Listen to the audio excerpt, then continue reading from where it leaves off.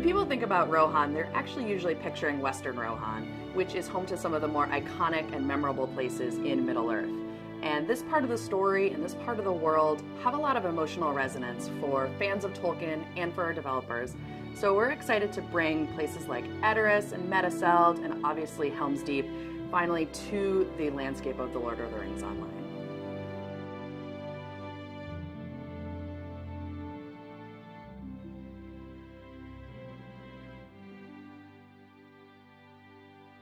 We worked really closely with the design team at the beginning of the development cycle to get a sense of how the specific story that is in the books is going to be expressed through our content. So there's opportunities for us to tell the stories of people who are, packing up their belongings in fear of these invading armies of Saruman's orcs.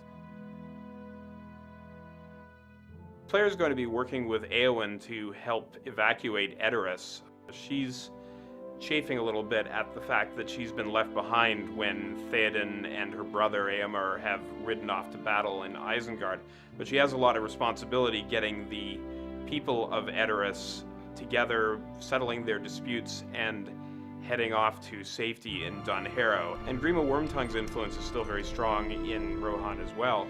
He hasn't just been holding the king in thrall, but he's also been performing acts of sabotage against the kingdom in other ways, and you'll be following his trail to root out his corruption.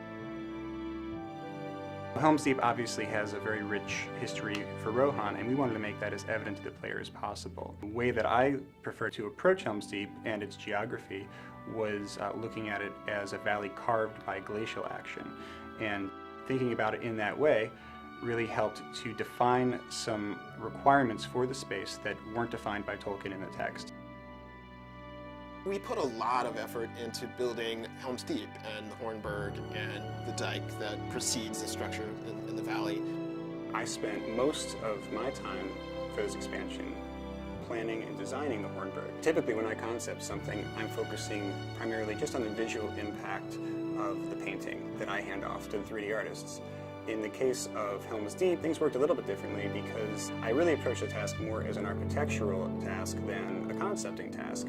So rather than just do sketching and that leads into a painting, I actually built a rough 3D model. The model helped me to figure out the angles and the spaces and to make sure that the proportion between different elements of the Hornburg were working together.